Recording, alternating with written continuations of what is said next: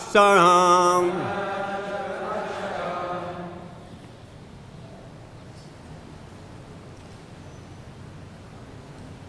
Mataji's.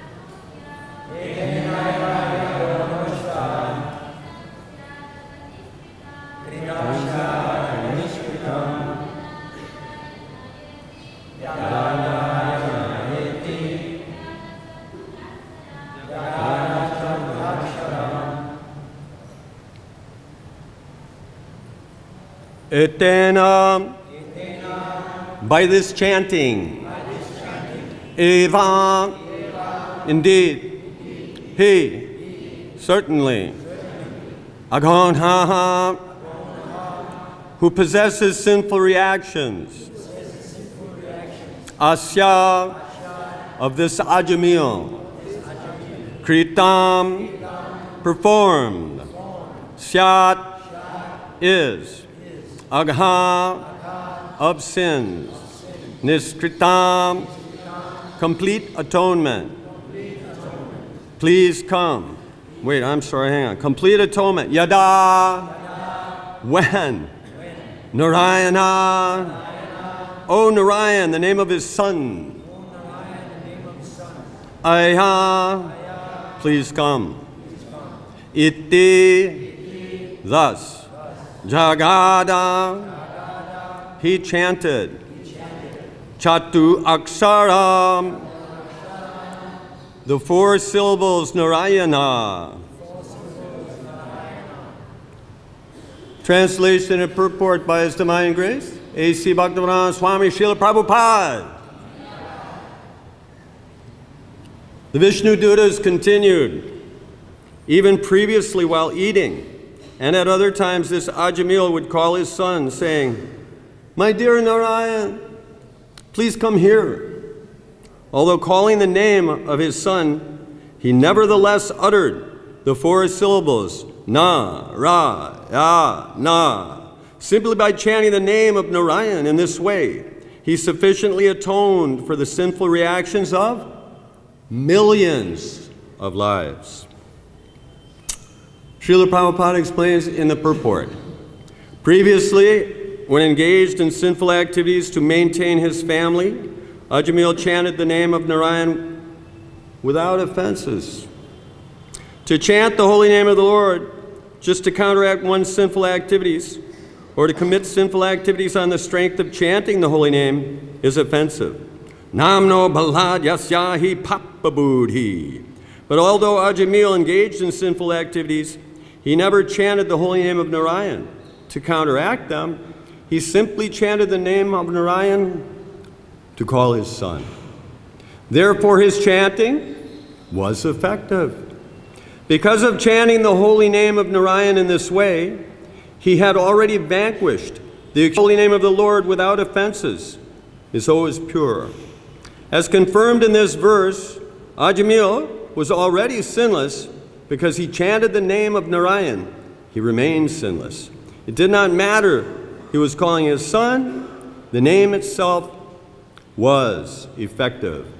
Om Haryana Tibrandasya Jananyara Salakaya Chakra Militam Kena Tasmai Shri Gurave Namaha. I was sitting in the darkness of ignorance with my eyes shut tight. But my spiritual master came with a torchlight of knowledge and opened them. I offer my respectful obeisances unto him.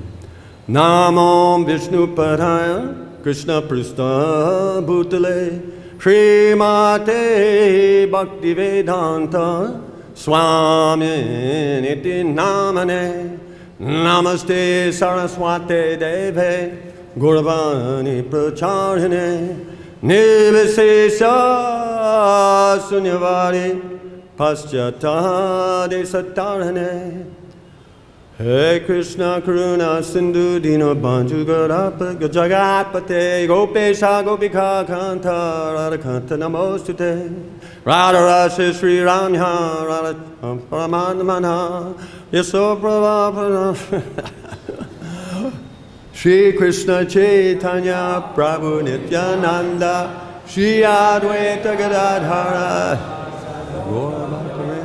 Hare Krishna, Krishna Krishna, Hare Hare, Hare Rama, Rama Rama, Hare Krishna, Krishna Krishna, Hare Hare, Hare Rama, Rama Rama, Hare Hare, Hare Krishna, Krishna Krishna, Hare Hare, Hare Rama, Rama Rama. 3 times all of us chanting like that, best part of my class. And hopefully will offset my many offenses that I've committed up to this point and will now continue to commit, chanting the holy name. The image that comes into my mind when I'm reading this whole section of Ajamil, over and over again, I see the same thing. I see baby Krishna, and he's got Nanda Maharaj's chapala on his head, his shoes of Nanda Maharaj. He's got them on his head. What's he doing? Who knows? What's he doing with those sandals? Huh? He's bringing them to Nanda Maharaj. He's doing like that. The Supreme Personality of Godhead is doing what? He's serving his father, Nanda Maharaj. He's bringing him. Now, what's that all about? That's perfection. He's demonstrating what? The love. The love between a son and a father.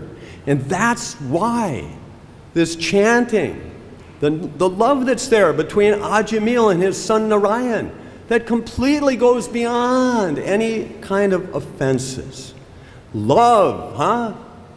The power of love. What's that? When we give up the power, the love for power, and trade that, or change that over to, how's that go? Someone credited Jimi Hendrix, but actually it's someone else, said when we change from the love for power, and we put that aside and we get the power of love, then we're going in the right direction. And that's what Krishna is giving us. Krishna is giving us unlimited love. And this is an example right here. Because of the love between the Father and the Son, that was the purifying force. That was the agent that eliminated sin and offense. So I'm thinking to myself, what's the significance of that in everyone's life? In my life, I have to admit, America, coming from Pop Boomy, Malecha, Yavana background, I came from what is called dysfunctional family. When the son in a typical Western American, especially family, becomes teenager, what does he say to his father? I hate you. I'm going to do whatever I want now. Standard. This is standard attitude. Whereas in India now it's coming in. It is coming in. There was one astrologer in Bangalore. I visited there some years ago. I hadn't seen him in 10 or 15 years. His name is Samasundara. An amazing devotee. And we were talking about different things. And he said, I'll give you the whole history of India in a nutshell. I said, okay. He said for 600 years, the Mughal invaders, they tried to conquer India. They couldn't do it. And then he said the British, they took their turn, wanted to colonize India, turn it into nothing but cotton fields, set up big factories to make cloth, textile, fabric, ship it all around the world and give all the profits to the Queen. That was a British idea. Well, what happened? Other people, this and that. Gandhi gets some credit. He said, burn the millcloth, burn the millcloth. They actually did that. They ran out of factories with big rolls of cloth, put it in big piles and burned it. Anyway, they demonstrated to the British. They protested and they demonstrated and they showed, you know what? We don't want you here. So 1757 to 1947, the British had to go back to England, because what else could they do? So my friend was saying, see, no one could conquer India. Huh? Mughal invaders tried. British took their shot. No one could conquer India. But then he said to me like this. He said, but now India's been conquered. India's been taken over and defeated in just the 20 last years. I said, what do you mean? What are you talking about? He said the most terrible, evil, sinister, rotten enemy and villain is brought right into everyone's house in India. It's in everyone's house, and it's called? Exactly. TV has destroyed India. Jai, Gornitai, Haribo. So, has destroyed India. You know, I live in Gujarat. There's students in hostels. It's a big college town. So in Balabidya halfway between Baroda and Ahmedabad, there is Anand Junction on the train track, and then we come in Balabidya, big college town. So I see all these students, you know, and sometimes suddenly I'll hear in one of the youth hostels, I'll hear, "Ah!" all screaming and yelling and cheering. Cricket match. How sad. How sad. They're cheering a cricket match. Huh? What is this? And then later on, what do? They'll watch Bollywood. Huh? A nice family in Gujarat, they invited my wife to come with them to go to a movie, a production from Bollywood. And she describes how she was very glad to be included, to be invited along. But she was very uncomfortable with what she saw up on the big screen. So she saw, for instance, it was nothing for these people in the movie to drink alcohol. And they introduced everyone to the idea that, you know, maybe even better than beedi is a standard American-style cigarette. And then the stars in this presentation, they were engaged in all kinds of affairs and so on. And she described to me how there was one illicit engagement that was clearly illicit, and somehow or another, they didn't show, you know, hardcore, but they indicated to the audience in the movie theater that they had finally gone behind some locked door, and they were consummating their wonderful love for one another. And my wife explains at that point, everyone in the theater, they were clapping. They've been so quickly and easily given propaganda. People in India have been indoctrinated in only 20 years to accept things that would have been completely unacceptable just a very short time ago, just, you know, a few decades ago. So this is amazing. What does this mean? It means that we have our work cut out for us, that we have to bring the most powerful thing. What's the most powerful thing in the world? Love. Huh? What's the most powerful love in the world? Exactly, Krishna Prema. He's right. So we have to bring that. No one else is situated or established or in place in the way we've been put in place by Srila Prabhupada to do this.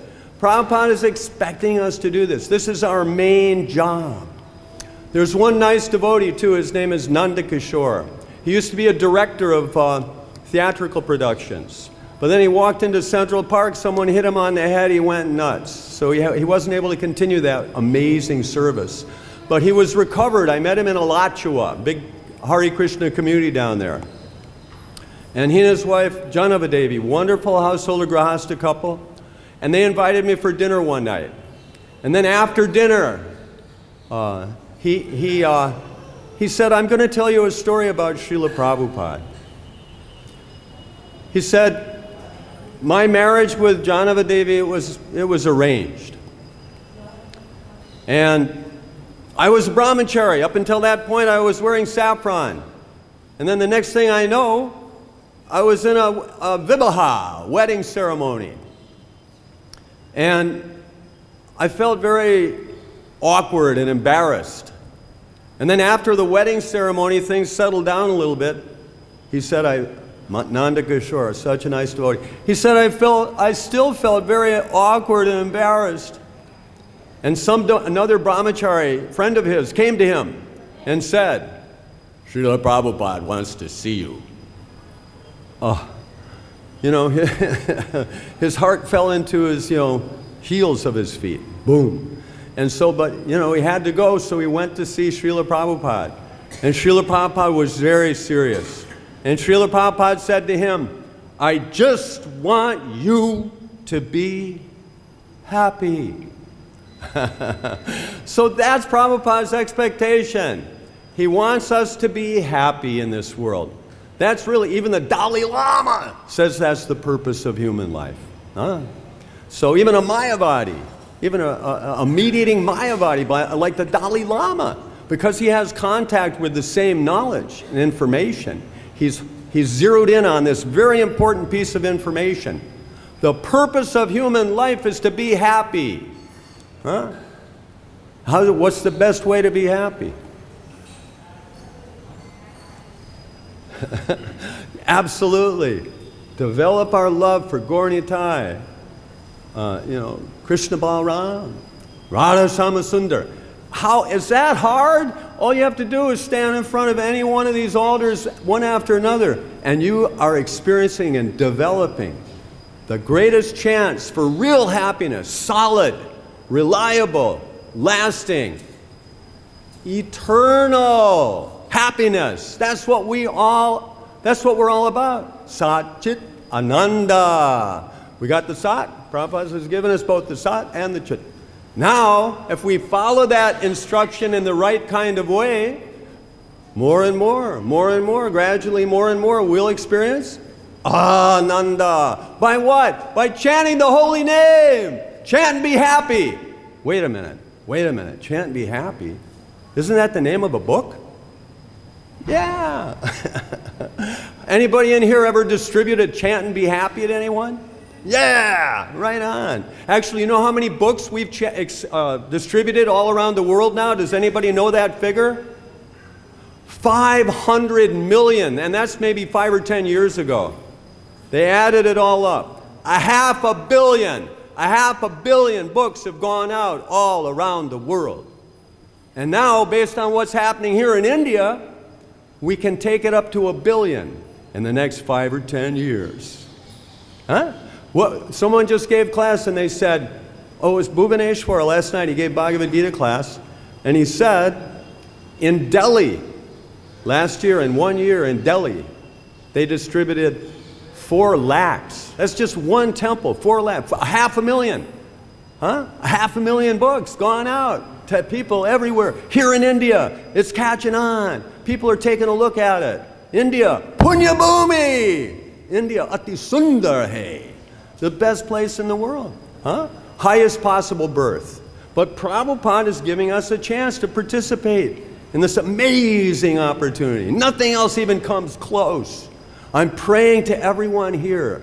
I'm begging you. I'm asking you like anything that you pray for me. You pray for me and my wife that we never have to go back to America. Please, I'm begging you. So far, so good. They changed our tourist visas to resident visas, so that's a big step in the right direction. So we're excited about that. There's no question about it. Actually, I have a prayer. I regularly pray to Srila Prabhupada like this. I say, Srila Prabhupada, you've given me so much Vani, a lot of instruction. And if I follow it, if I follow all the Vani that Srila Prabhupada has given me, then at the end of this life, Goloka Vrindavan, back home, back to Godhead. But you know what? I make mistakes every day. I make so many mistakes. I'm a complete fool. I'm an idiot. I make mistakes. Ask my wife, she'll tell you. I make so many mistakes. So I have another prayer. Not only am I praying to Prabhupada, but I'm praying to Krishna too. I'm saying, Sri Krishna, oh Krishna, if I do have to come back to this planet Earth, please, please, please, at least let me take birth in Bharatavarsha, India. Huh? So it's getting degraded really quickly. An accelerating rate of degradation is setting in here in India. But in spite of that, still, it's way beyond anywhere else that you might have to. Prabhupada told us, Prabhupada told all of us, I directly heard him say it, he said, every year, without fail, you must go to India if possible, regardless of the expense. Big expense, a lot of money to get back and forth from America. Russia, not so bad. You know, half as expensive, but still very expensive. So that's, even if you're anywhere else in the world, if it's possible to come to India once a year, even just for, you know, tourist amount of time, few months, this is vitalizing, recharges all your spiritual batteries. In fact, India is so powerful in that regard that Prabhupada said you don't even really have to do Harinam. I want you to go out and make life members instead. Huh?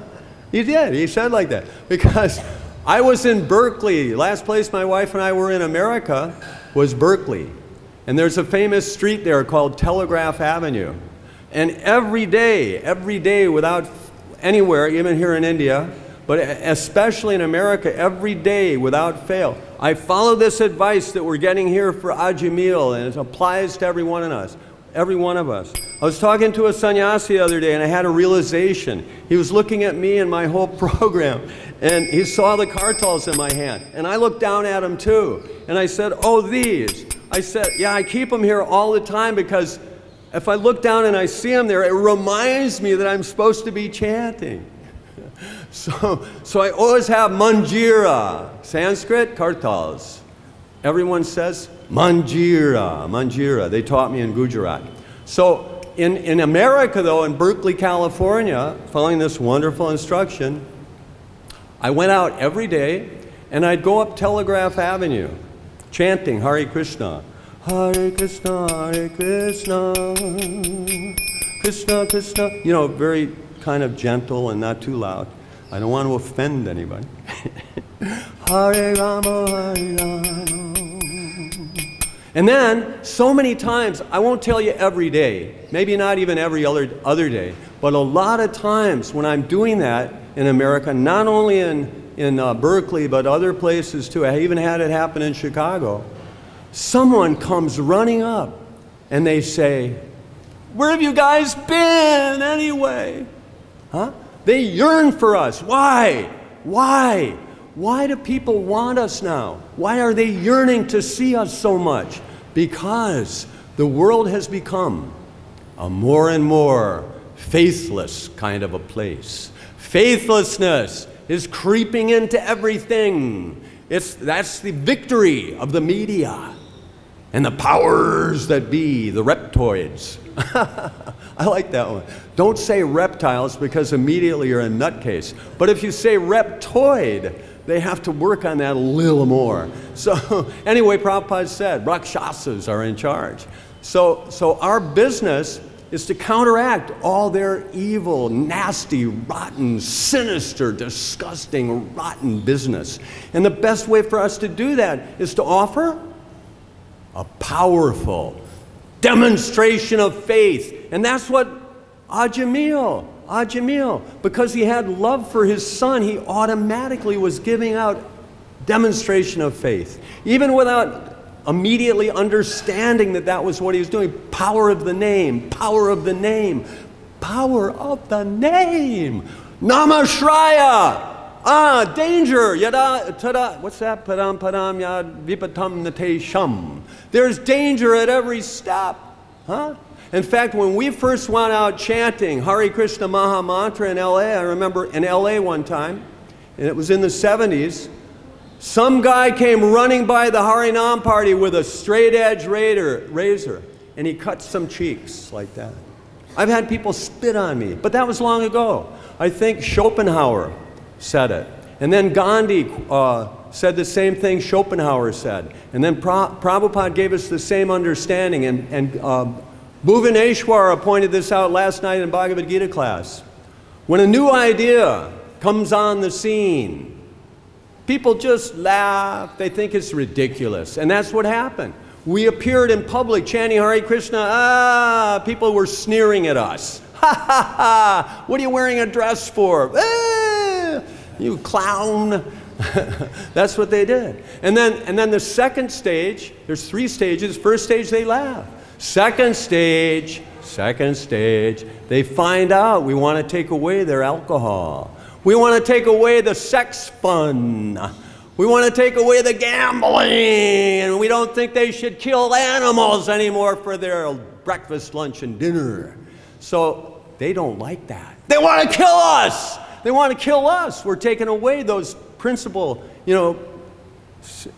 efforts on their part. Have fun. Before I became a Hare Krishna devotee, I was in that situation. Who I drank with, they were my friends, huh? H.G.Sarvapama, Domina, you were saying the same thing, remember? Like that. Go to the pub. That was our standard. That was the way we lived. That's the way I lived. That's who my friends were. My friends were the people, I drank with, and then they'd line me up with I won't go into it. You know what I'm going to say. So anyway, all these things, Prabhupada has freed us. We're liberated. Prabhupada, one time an interviewer said, "Are any of your disciples liberated like you?" Prabhupada said, they're all liberated. Every one of them. They're chanting Hare Krishna. They're liberated. So it's a question of degree. Prabhupada said gradual process. To the degree you give up everything else and you simply center your life around the chanting of the holy name, all problem, all anxiety, all difficulty, all trouble in your life goes away. You give everything to the holy name. The holy name gives everything back to you. There's no question about it. This is the recommended process. This is the way. So Hare Krishna Maha Mantra, there's nothing more powerful. And we were saying, Narayana, Jesus. Prabhupada actually did give some license. He said there is a Jesus prayer, and that's okay. If someone wants to call out to Jesus, that may be a baby step in the right direction. So we are not here to criticize them. Like you were saying, wait a minute, what is this stuff about every other mantra is garbage? Kratu, you were coming after Kratu. I'm hoping you come after me, I'm ready. Anyway, so great, I'm glad. So Kratu was saying, garbage, garbage, garbage. So I think he was saying, comparatively speaking, in comparison to the Maha Mantra, everything else is garbage. But Prabhupada is pointing out, hey, what did Chanakya Pandit say? What did Chanakya Pandit say about finding gold? Even in a rubbish pile. Even in a rubbish pile. So it's there. Gold is gold, no matter where you find it. Love of God, Krishna Prema. Ask me if I'm a Catholic. Ask me if I'm a Presbyterian. Ask me if I'm a Buddhist. Ask me if I'm a Seventh-day Adventist. Ask me if I'm, whatever, a Mormon. Ask me if I'm a Jew. Ask me if I'm a Hindu, Muslim, whatever. Keep going down the list. Just keep going down the list and keep asking me, are you this? You know what I'm going to say every time? Yes. I'm that and however many you can think of. I'm that and more. To the degree anybody anywhere is making an effort to cultivate and increase their love for God, I honor them, I respect them, I admire them. There may be differences in ritual, but Krishna sees the heart of every individual. Krishna sees that. So the labels, the names, the rituals, this and that, yeah, they're different. But God is there, Paramatma. God is in your heart. You're there with God. God's directing your steps. You don't have to worry. You have the secret to happiness. There's a particle of energy in your heart, brighter than the sun. But it's not empty white light. You contain unlimited wisdom and knowledge God given from the very beginning. So that's a good thing to know. Prabhupada's given, Srila Prabhupada has given us everything. Everything. How do we accept that? If we'd actually taken up my claim, if anybody wants to know, and we see here, one time you chant Hari, it says in the previous verse in the purport, one time you chant even just Hari, You can't even commit that number of sinful activities that won't be counteracted just by even one time saying Hari. The purity may be necessary. Offenselessness may be necessary. But that's where the love comes in. If it's out of love rather than, an idea, if my intention is to gratify my senses, my own senses, rather than out of love, even just love for my son. What's the most powerful love in the material world? What's the highest example of love in the material world? Love of a mother, exactly. Love of a mother for her child. And the father too. Don't throw the father out. Don't kick the father out the door. Both the mother and father have a claim for that. So this is the highest thing. Batsal, in the material world, that's the highest example we can see for really pure, amazing love. So these are important considerations, and this is the dynamic. Here is the dynamic that's offered here. It's very valuable for us, very important. It gives us incredible power. And the chanting of the holy name actually helps us experience that. The more we give ourselves to the chanting of the Hare Krishna Mahamantra, the more we automatically have an opportunity to solve all the problems of the world, externally and internally. Prabhupada said you got to be like a lion on the chase and a lamb at home. Now in America, it's the other way around. The devotees are like lions inside the temple, chanting big kirtans inside the temple. And then, before they go out and sneak away in their cars, they put on their blue jeans and their polo shirts and stuff. In the temple, they're jumping up and down, their dhoti, kurta, sari, and everything. But like proud, happy, exciting, strong lions, enthusiasm like anything. And then when they go out, they're like a lamb. No, Prabhupada said other way around. What's the advantage of that? When we came back in the 70s, I went out with Vishnu John. When we came back to the temple, we had been out there like proud, powerful, happy lions, together, teamwork, chanting in public, facing all kinds of risk and danger at the hands of who knows who, what, where. So we were together, though, doing that.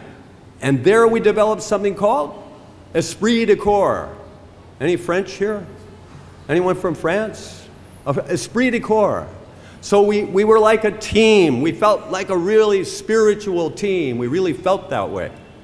So that meant that when we got back into the temple, was there any cleaning that needed to be done? Yeah, no problem. We got the energy. We can do it. Yeah. So that's the difference. If I'm like a lamb out there and then I come in, guess what I'm like if I'm a lion in the temple? I'm going for someone's throat. He did something wrong. A lion in the temple. We don't need that. That's why we got that going on, especially I see it in America. Oh man, you worry about fault finding, about whether the book, this and that, whatever. Man, right in the temple, right at home, right where it matters. They're like going after each other, biting each other right on the throat, right and left. It's crazy. India, not so much, but because of contact with that Western energy more and more. So anyway, Hare Krishna, Krishna Krishna, Hare Hare, Hare Rama, Rama Rama, Hare Hare. Thank you very much. Any questions, comments? Please. Oh, okay, Prabhu.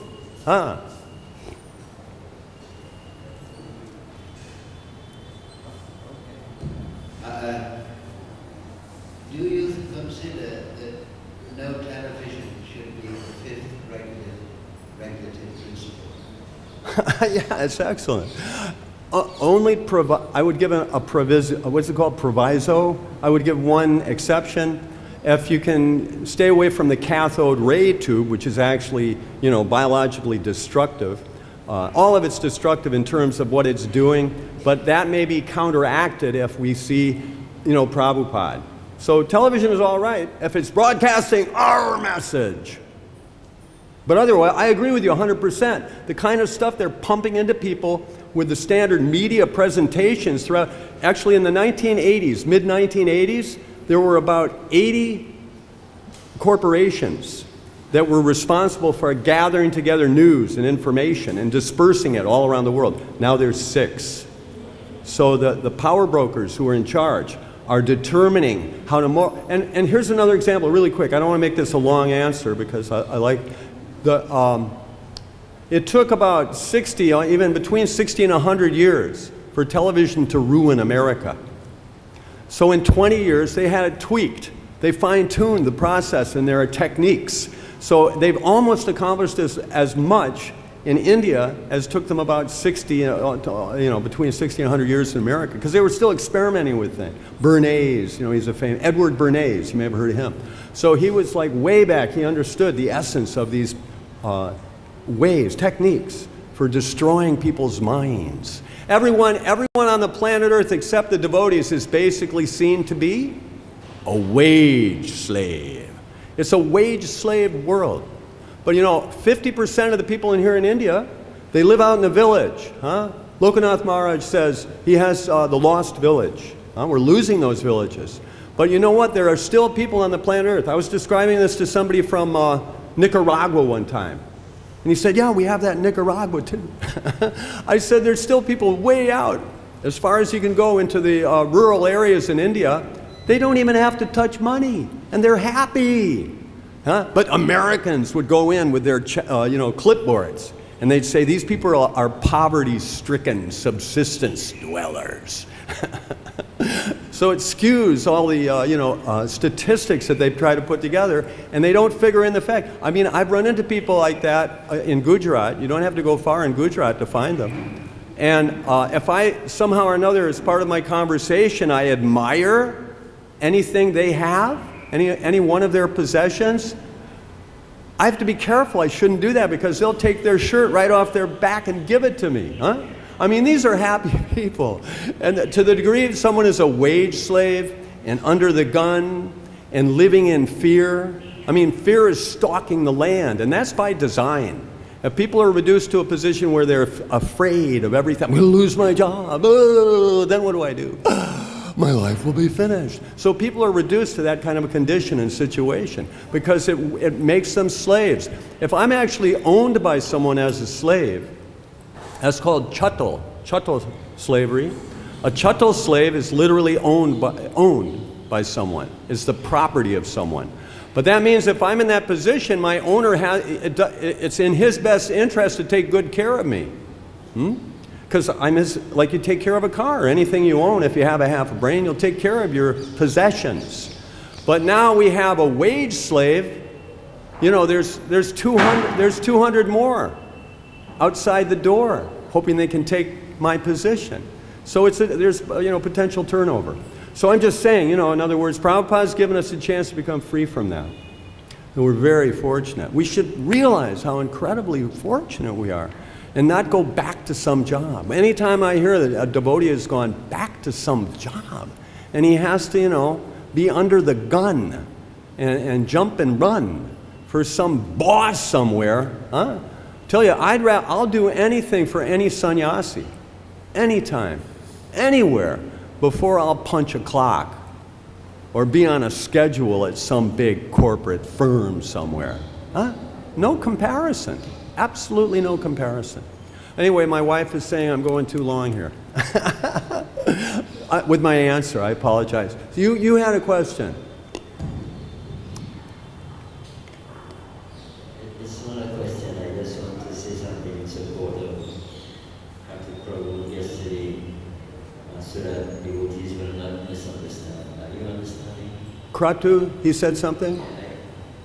I don't have a question. I just want to say something in support of what Kratu said yesterday in his class.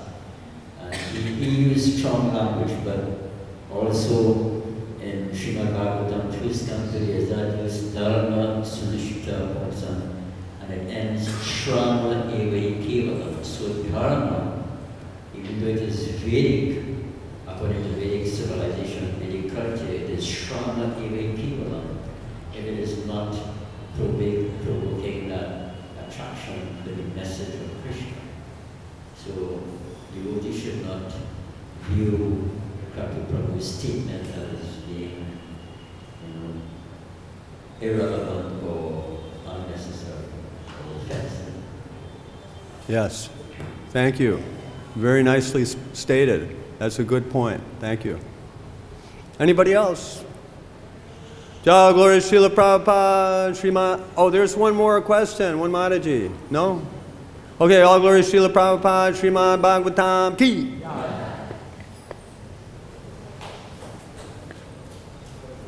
Haribol. Dhanyavad.